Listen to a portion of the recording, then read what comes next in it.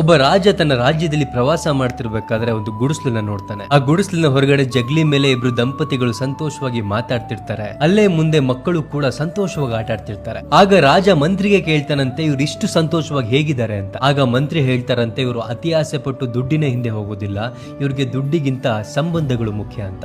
ಆಗ ರಾಜ ತನ್ನ ಮಂತ್ರಿ ಹೇಳ್ತಾನಂತೆ ಇವತ್ತು ರಾತ್ರಿ ಆ ಬಡವನ ಮನೆ ಮುಂದೆ 99 ಚಿನ್ನದ ನಾಣ್ಯಗಳನ್ನ ಇಟ್ಟು ಬನ್ನಿ ಅಂತ. ಬೆಳಿಗ್ಗೆ ಇದ್ದಾಗ ಬಡವನಿಗೆ 99 ಚಿನ್ನದ ನಾಣ್ಯಗಳು ಸಿಗುತ್ತೆ. ಆಗ ಅವನು ಅನ್ಕೊಂತಾನೆ ಇದು 99 ಇದೆ, ಹೇಗಾದ್ರೂ ಮಾಡಿ ಇದನ್ನ 100 ಮಾಡ್ಬೇಕು ಅಂತ. ಸೊ ಅವತ್ತಿನಿಂದ ಅವನು ಕಂಟಿನ್ಯೂಸ್ ಒಂದು ವಾರ ಮನೆಗೂ ಕೂಡ ಬರ್ತೆ ಹಗಲು ರಾತ್ರಿ ಕಷ್ಟಪಟ್ಟು ಒಂದು ಚಿನ್ನದ ನಾಣ್ಯವನ್ನ ದುಡಿಮೆ ಮಾಡ್ಕೊಂಡ್ ಬರ್ತಾನೆ. ಅವನು ಮನೆಗೆ ಬರುವಷ್ಟರಲ್ಲಿ ಹೆಂಡತಿ ಅದರಿಂದ ಒಂದು 4 ಚಿನ್ನದ ನಾಣ್ಯಗಳನ್ನ ತಗೊಂಡು ಮನೆಗೆ ಬೇಕಾಗಿರುವಂತಹ ಸಾಮಗ್ರಿಗಳನ್ನ, ಮಕ್ಕಳಿಗೆ ಬೇಕಾಗಿರುವಂತಹ ಪುಸ್ತಕಗಳನ್ನ ಎಲ್ಲವನ್ನು ಕೂಡ ಖರೀದಿ ಮಾಡಿರ್ತಾಳೆ. ಸೊ ಚಿನ್ನದ ನಾಣ್ಯಗಳು ಕಡಿಮೆ ಆಗಿರೋದನ್ನ ಕಂಡಂತಹ ಬಡವ ತನ್ನ ಹೆಂಡತಿಯ ಜೊತೆಗೆ ಜಗಳ ಆಡ್ತಾನೆ. ನಾನು ಹೇಗಾದ್ರೂ ಮಾಡಿ